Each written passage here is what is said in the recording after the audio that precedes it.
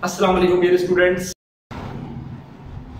आपको जैसा कि पता है कि बिफोर लॉकडाउन हम चैप्टर नंबर 6 तक सारी चीज़ें डिस्कस कर चुके थे।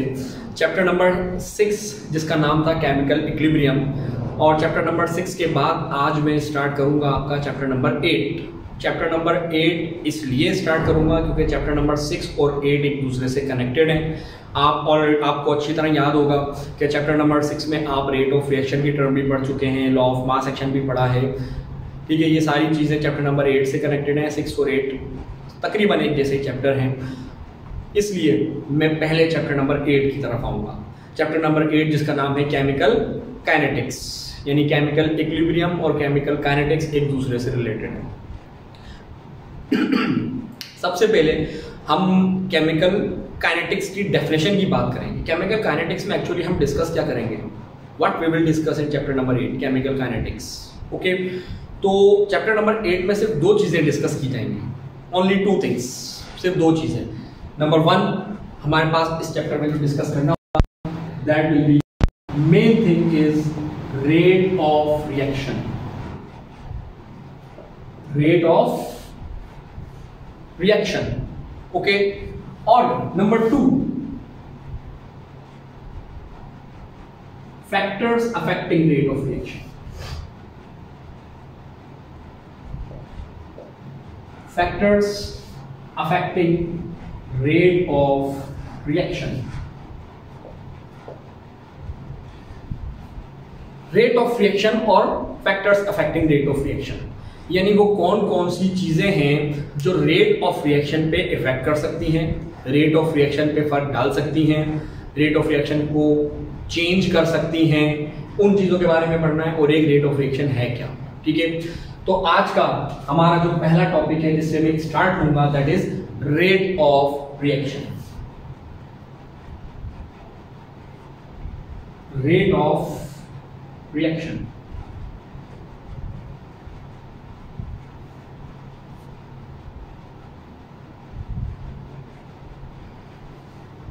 ओके, रेट ऑफ रिएक्शन वैसे तो मैं आपको चैप्टर नंबर 6 में भी बता चुका हूं, लेकिन थोड़ा सा अब हम इसमें डिटेल में पढ़ेंगे कि रेट ऑफ रिएक्शन एक्चुअली है क्या। ठीक है, रेट ऑफ रिएक्शन में जब मैं आपको अगर एक चीज समझाऊं कि अगर हम शुगर को वाटर में ऐड करें, शुगर को वाटर में ऐड करें, ठीक है, तो शुगर और वाटर क्या हो गए, reactant. Sugar and water are reactant. हमने शुगर को पानी के अंदर मिक्स किया, पानी के अंदर मिक्स करने के बाद हमारे पास वाटर का टेस्ट चेंज हो गया, उसका थोड़ा बहुत कलर भी चेंज हो जाएगा। अब जो हमें प्रोडक्ट मिली, मीठा पानी मिली, तो मीठा पानी क्या हुआ, प्रोडक्ट। मीठा पानी क्या हुआ, प्रोडक्ट, यानी रिएक्टेंट कन्वर्ट हो गए प्रोडक्ट में, रिएक्टेंट कन्वर्ट हो गए प्रोडक्ट में। ठीक है, चैप्टर नंबर 6 में कंसंट्रेशन की टर्म में आपको बहुत डिटेल में पढ़ा चुका हूं। ठीक है, और कंसंट्रेशन का यूनिट भी मैंने आपको बताया था, that was moles per डीएमक्यू। Moles per डीएमक्यू ये यूनिट था। ठीक है, याद आ गया होगा आपको। तो moles per dm cube was the unit of concentration. जब मैंने शुगर को वाटर के अंदर ऐड करना शुरू किया तो शुगर और वाटर यानी रिएक्टेंट्स, दोनों रिएक्टेंट्स की कंसंट्रेशन कम होना शुरू हो जाएगी, खत्म होना शुरू हो जाएगी, दोनों की कंसंट्रेशन पे फर्क पड़ेगा। जो प्रोडक्ट मिली उसकी कंसंट्रेशन बढ़ती जाएगी, यानी रिएक्टेंट्स की कंसंट्रेशन कम होती जाएगी, प्रोडक्ट्स की कंसंट्रेशन बढ़ती जाएगी। यानी अगर हमारे पास एक रिएक्शन है कि ए कन्वर्टिंग इनटू बी, ए कन्वर्टिंग इनटू बी, तो ए हमारे पास जो है वो है रिएक्टेंट,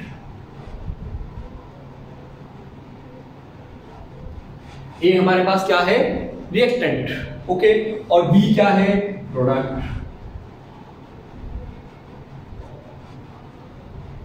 तो एज आई टोल्ड यू कि जब कोई रिएक्शन होता है तो रिएक्टेंट की कंसंट्रेशन डिक्रीज होती है, रिएक्टेंट की कंसंट्रेशन डिक्रीज होगी, रिएक्टेंट की कंसंट्रेशन डिक्रीज होगी, और प्रोडक्ट की कंसंट्रेशन बढ़ेगी क्योंकि प्रोडक्ट बनना शुरू हो गया। उसकी क्वांटिटी भी बढ़ेगी, कंसंट्रेशन भी बढ़ेगी, ठीक है।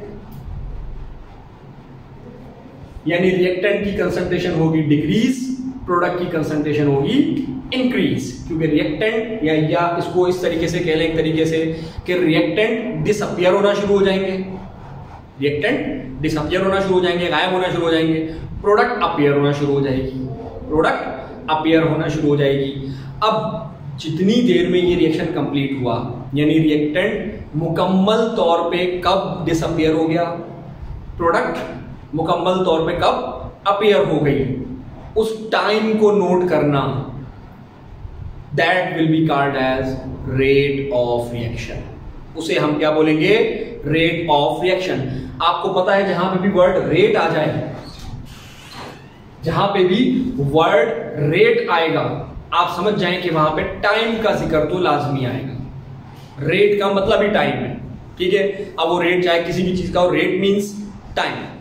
तो यहां पे रेट ऑफ रिएक्शन में कंसंट्रेशन डिक्रीज, कंसंट्रेशन इंक्रीज के हिसाब से जो मैंने आपको अभी कॉन्सेप्ट बताया, उस कॉन्सेप्ट के मुताबिक डेफिनेशन रेट ऑफ रिएक्शन की अब क्या बनेगी, टाइम लाजमी इंक्लूड करना है, पर यूनिट टाइम, कितनी देर में रिएक्शन कंप्लीट हुआ या कितनी देर में रिएक्शन कंप्लीट नहीं हुआ, ये इस टाइम को नोट करना, that will be called rate of reaction. ये कब रिएक्टेंट मुकम्मल तौर पे प्रोडक्ट में कन्वर्ट हो गए, ठीक है। जो मैंने अभी आपको कॉन्सेप्ट बताया, इसके मुताबिक डेफिनेशन इसकी अब क्या बनेगी, रेट रिएक्शन की डेफिनेशन की तरफ अब आते हैं। उसको क्या बोलेंगे, increase in concentration of products, क्योंकि प्रोडक्ट्स अपीयर होना शुरू होंगी, उनकी कंसंट्रेशन इंक्रीज होगी, बताया अभी मैंने आपको, ठीक है। और यहां पे वर्ड लिख रहा हूं और, नॉट एंड, ओके, ये वर्ड इंपॉर्टेंट है। और decrease in concentration of reactants,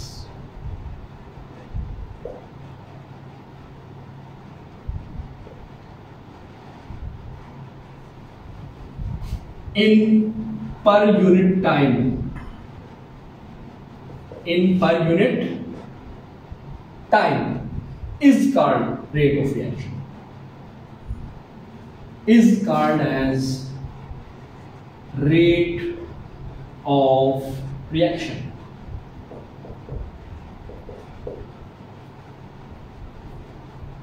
I hope definition is very simple, आपको समझ में आ गई होगी। जैसा कि मैंने यहाँ पे आपको पहले एक्सप्लेन भी किया, एक्सप्लेन करने के बाद डेफिनेशन ये बनेगी कि increase in concentration of products, okay, और decrease in concentration of reactants in per unit time is called as rate of reaction. और कवर्ड यहाँ पे इसलिए है कि या तो हम increase in concentration of product को एक वक्त में नोट करेंगे या decrease in concentration of reactant को लेंगे, यानी दोनों में से कोई एक चीज ली जाएगी एक वक्त में, दोनों को नहीं ले सकते। और दूसरी चीज ये कि जितनी तेजी के साथ या ये कह लें जितने स्लोली हो रहा हो रिएक्शन या तेज हो रहा हो, इससे कोई फर्क नहीं पड़ता। जितनी स्पीड से प्रोडक्ट हमें मिल रहे होंगे उसी स्पीड से रिएक्टेंट डिसॉल्व भी हो रहे होंगे, हमें प्रोडक्ट भी दे रहे होंगे, तो दोनों एक ही बात है, ठीक है। इसलिए और कवर्ड यहाँ पे आएगा, increase in concentration of products और decrease in concentration of reactants in per unit time is called as rate of reaction. Simple. Rate of reaction कोई इतना डिफिकल्ट टॉपिक नहीं है, वेरी इजी टॉपिक, ओके। आपको बस ये पता लगाना होता है कि भाई रिएक्शन कितनी देर में कंप्लीट हुआ, सिंपल समरी ये है कि रिएक्शन कितनी देर में कंप्लीट हुआ, कितना टाइम लिया, ठीक है। अगर आपने शुगर को वाटर के अंदर डाला था तो शुगर वाटर के अंदर कितनी देर में कंप्लीटली डिसॉल्व हो गई, ठीक है। या अगर आपने वॉशिंग पाउडर को वाटर के अंदर मिक्स किया था तो वॉशिंग पाउडर वाटर के अंदर कितनी देर में मिक्स हो गया, टाइम नोट करना होगा, ठीक है। That will be called as rate of reaction, ठीक है। अब हम आते हैं रेट ऑफ रिएक्शन के यूनिट की तरफ। What will be the unit of rate of reaction? Unit of rate of reaction,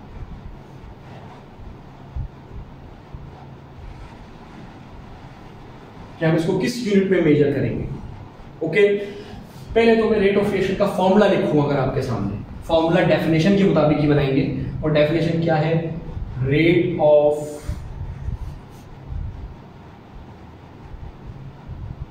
reaction is equals to, rate of reaction is equals to increase, INC से मुराद इंक्रीज और CONC से मुराद मेरी यहां पे होगी concentration, increase in concentration of,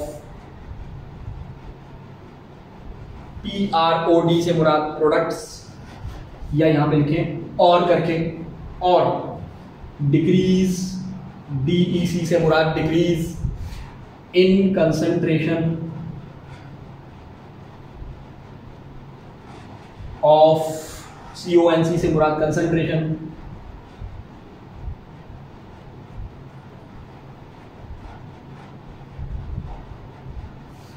और REACT से मुराद रिएक्टेंट्स, REACT से मुराद रिएक्टेंट्स, यानी increase in concentration of products और decrease in concentration of reactants upon time taken to change, time taken to change, time taken to change.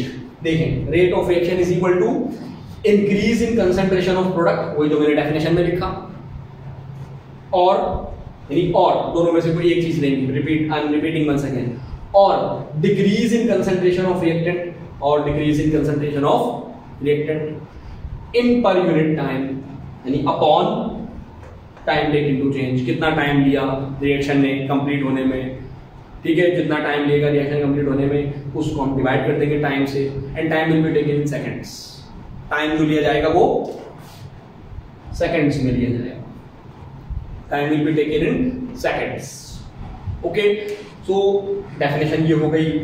अब इस फॉर्मूले के मुताबिक हम इसका यूनिट ड्राइव करते हैं जरा, कि what will be the unit of rate of reaction. Unit आसानी से ड्राइव हो जाएगा इसका, नॉट डिफिकल्ट, ठीक है। अब अगर इसका हम का यूनिट ड्राइव करें तो कंसंट्रेशन का वर्ड आ रहा है यहाँ पे, ठीक है, बल्कि मैं यहां नहीं वहां लिखूं जरा, ताकि आप तौर पे नजर आए।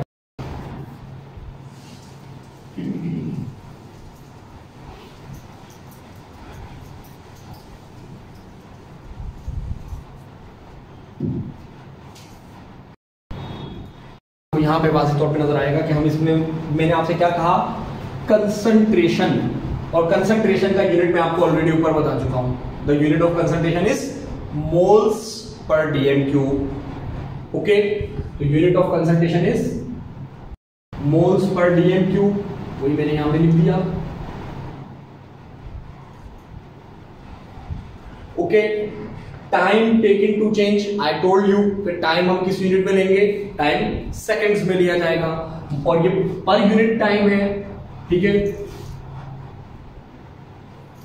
अपॉन टाइम, ठीक है। अब अगर इस टाइम को मैं ऊपर लेके जाता हूं तो कंडीशन ये हो जाएगी 1 अपॉन सेकंड्स, ठीक है, moles per dm cube multiplied by 1 upon second, यानी पर सेकंड है तो इसका मतलब डिनोमिनेटर में आएगा सेकंड नीचे की तरफ। तो अब मोल्स वन जा moles, moles multiplied by 1 moles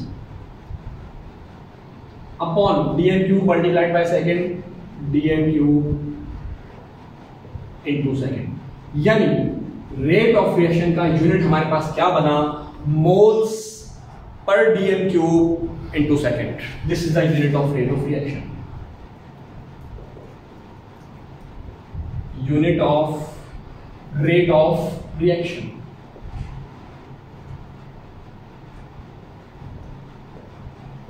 rate of reaction का यूनिट हमारे पास आ गया moles per dm cube into second. Okay, तो रेट ऑफ रिएक्शन का यूनिट क्या आपको मैं चैप्टर नंबर 6 में भी बता चुका हूं, बस हमने डेरिवेशन नहीं पढ़ी थी, डेरिवेशन हमने अब इसकी आज देख ली कि रेट ऑफ रिएक्शन की डेरिवेशन क्या है। बात यह है कि रेट ऑफ रिएक्शन में हम पूरा रिएक्शन का रेट लिखते हैं, यानी रिएक्शन कब कंप्लीट हुआ, ठीक है, रिएक्शन के कंप्लीट होने का वेट करेंगे। जब रिएक्शन कंप्लीट हो जाएगा, रिएक्टेंट पूरी तरह प्रोडक्ट में कन्वर्ट हो गए, तब हमने वो टाइम नोट कर लिया, that will be called rate of reaction. ठीक है, यानी अगर हम यहाँ पे ग्राफ के जरिए शो करें तो ग्राफ में अगर मैं यहाँ पे एक्स एक्सिस पे लूँ कंसंट्रेशन, ठीक है, और वाई एक्सिस पे अगर मैं लूँ टाइम इन सेकेंड्स, कंसंट्रेशन हम लेंगे मोल्स पर डीएम क्यूब में, और टाइम लेंगे सेकेंड्स में। ठीक है, टाइम सेकेंड्स में ली, मोल्स पर डीएम क्यूब में ली। अब रिएक्शन प्रोसीड कर रहा है, रिएक्शन प्रोसीड करते करते हम यहाँ पे ही पहुंचे कि भाई रिएक्शन कंप्लीट हो गया, रिएक्शन कंप्लीट हुआ, तो टाइम मुख्तलिफ इंटरवल्स पे हमने अगर यूनिट ले लिया। ठीक है, फॉर एग्जाम्पल रिएक्शन यहाँ पे आके कंप्लीट हो गया। अब जो रिएक्शन कंप्लीट हो गया, हमने वो टाइम नोट कर लिया और उसको कंसम मोल्स पर डीएम क्यूब पर सेकंड में हमने मेजर कर लिया, that will be called as rate of reaction. उसको तो हम कह देंगे रेट ऑफ रिएक्शन। ठीक है, बट व्हाट विल हैपेंस, आपने फॉर एग्जाम्पल शुगर को वाटर के अंदर डिसॉल्व करना शुरू किया। ठीक है, अभी रिएक्शन कंप्लीट नहीं हुआ था और आपसे किसी एक पर्टिकुलर टाइम पे पूछ लिया गया कि बताओ इस वक्त रेट ऑफ रिएक्शन क्या है, क्या उसको हम रेट ऑफ रिएक्शन बोलेंगे? Will that be called as rate of reaction? No, that will not be called as rate of reaction. उसको हम रेट ऑफ रिएक्शन की जगह पर वेलोसिटी ऑफ रिएक्शन के नाम से पुकारेंगे, क्योंकि हमने रिएक्शन कंप्लीट होने का वेट नहीं किया। ठीक है, हमसे रिएक्शन के दौरान ही किसी एक पर्टिकुलर टाइम पे अगर पूछ लिया जाए, पर्टिकुलर टाइम पे पूछ लिया जाए कि भाई इस वक्त किस स्पीड से रिएक्शन जा रहा है, फॉर एग्जांपल ये पॉइंट है, इस पॉइंट पे अगर आपसे पूछ लिया जाए कि भाई बताओ इस पॉइंट पे अभी रेट ऑफ रिएक्शन क्या है, उसको हम बोलेंगे इंस्टेंटेनियस रेट। इंस्टेंटेनियस रेट, और उसी इंस्टेंटेनियस रेट को हम कहते हैं velocity of reaction. Velocity of reaction के कॉन्सेप्ट की तरफ हम चलते हैं आगे, लेकिन इससे पहले आपको एक चीज और बता दूं, change in concentration in per unit time, इसको हम जो लिखेंगे मोल्स पर डीएम क्यूब पर सेकंड को, रेट ऑफ रिएक्शन को, that will be represented by delta x upon delta T, where delta X representing change in concentration,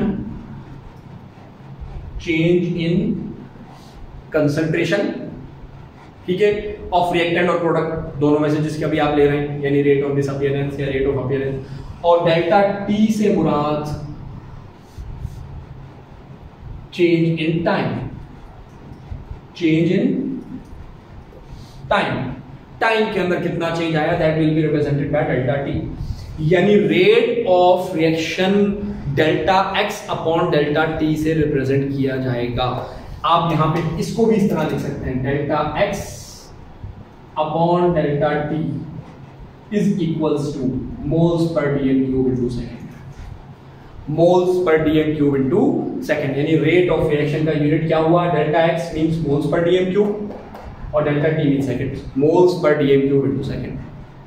this is the unit of rate of reaction और delta x upon delta T.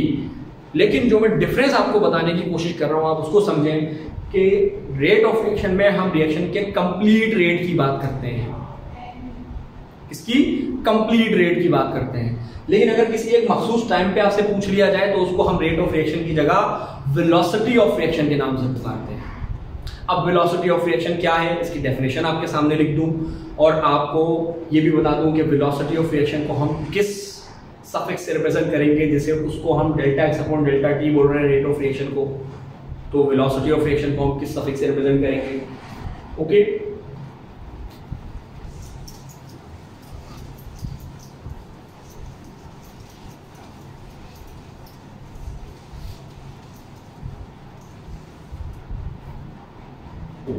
Now velocity of reaction क्या होगी, ठीक है। Velocity of reaction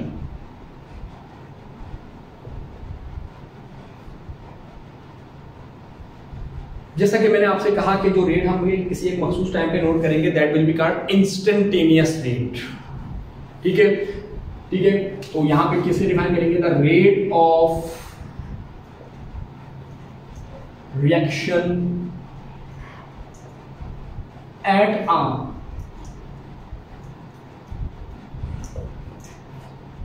particular given moment or time is called velocity of reaction, is called as velocity of reaction।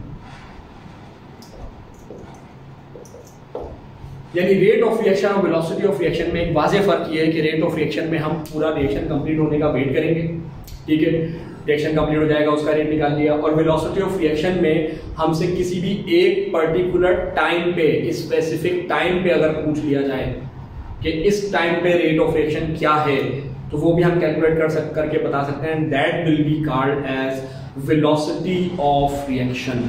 तो velocity of reaction और rate of reaction का फर्क I hope अब आपको समझ में आ गया होगा। यूनिट दोनों का सेम है, उसको भी हम मोल्स पर डीएम क्यूब पर सेकंड में मेजर करेंगे रेट ऑफ रिएक्शन को, और इसको भी मोल्स पर डीएम क्यूब पर सेकंड में ही मेजर करेंगे। लेकिन फर्क क्या है फिर दोनों में फर्क क्या है, ठीक है। तो फर्क बरकरार रखने के लिए, फर्क बताने के लिए हम सिर्फ एक ये चीज करेंगे, वहां पे अगर मैंने डेल्टा की साइन लगाई थी तो यहां पे मैं स्मॉल डी से रिप्रेजेंट कर लूंगा इसको, यानी dx और इसी तरह dt, dx upon dt, this is the representation of velocity of reaction.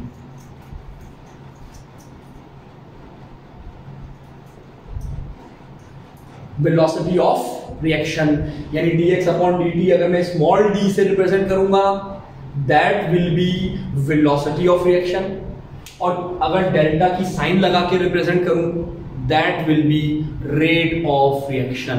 तो rate of reaction velocity of reaction में ये थोड़ा सा डिफरेंस है, ठीक है। कोई इतनी या तकरीबन एक ही बात है, लेकिन रेट ऑफ रिएक्शन और वेलोसिटी ऑफ रिएक्शन में फर्क सिर्फ इतना है कि वहां पे हम पूरा रिएक्शन कंप्लीट होने का वेट करते हैं, यहाँ पे हमसे किसी एक पर्टिकुलर टाइम पे भी पूछा जा सकता है। इवन अगर पूरा रिएक्शन कंप्लीट होने के टाइम भी पूछ लिया गया तो हम उसको भी वेलोसिटी ऑफ रिएक्शन कह सकते हैं। तो आसान जुमला ये हो गया कि वेलोसिटी ऑफ रिएक्शन को तो हम रेट ऑफ रिएक्शन कह सकते हैं, लेकिन हर रेट ऑफ रिएक्शन को वेलोसिटी ऑफ रिएक्शन नहीं कहा जाएगा, सिंपल, ठीक है। वेलोसिटी ऑफ रिएक्शन ये हो गया, राइट। अब इसमें आज की आखिरी बात मैं आपको और बता दूं कि समटाइम्स आपको dx अपॉन dt नेगेटिव में भी लिखा हुआ नजर आ सकता है, और sometimes dx upon dt positive में भी लिखा हुआ नजर आ सकता है। So what is the significance of this negative and plus sign? ये नेगेटिव और पॉजिटिव की साइन का मतलब क्या है? तो नेगेटिव की साइन जहां पे भी आपको नजर आए आप समझ जाएं यहां पे किसकी बात हो रही है, rate of disappearance, rate of disappearance of reactants. याद आ गया होगा आपको, मैंने शुरू में आपको क्या बताया था रेट ऑफ रिएक्शन के डेफिनेशन में कि रिएक्टेंट्स डिसअपीयर होना शुरू होते हैं और प्रोडक्ट्स अपीयर होना शुरू होते हैं। तो नेगेटिव की साइन किस चीज को शो करेगी? Rate of disappearance of reactants. Okay, understood. Now positive की साइन अब आपको समझ में आ गया होगा कि ये किस चीज को रिप्रेजेंट करेगी?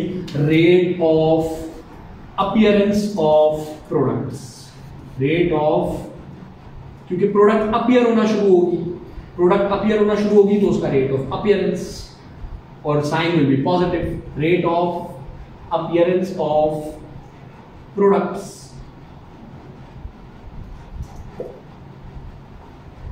Okay, rate of appearance and rate of disappearance को रिप्रेजेंट करती है नेगेटिव की साइन और पॉजिटिव की साइन, ठीक है। इसमें कोई डाउट अब आपको होना नहीं चाहिए, मैंने जितना सिंपल करके बता सकता था बताया है।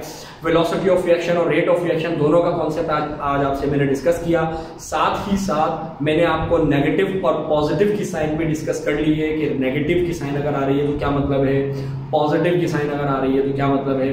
अब नेक्स्ट जो हमारा लेक्चर होगा that will be on the basis of rate expression, ठीक है। Rate expression and rate law के मुतालिक भी हम बात करेंगे उस लेक्चर में। सो अंटिल देन अल्लाह हाफिज, सी यू अगेन इंशाल्लाह।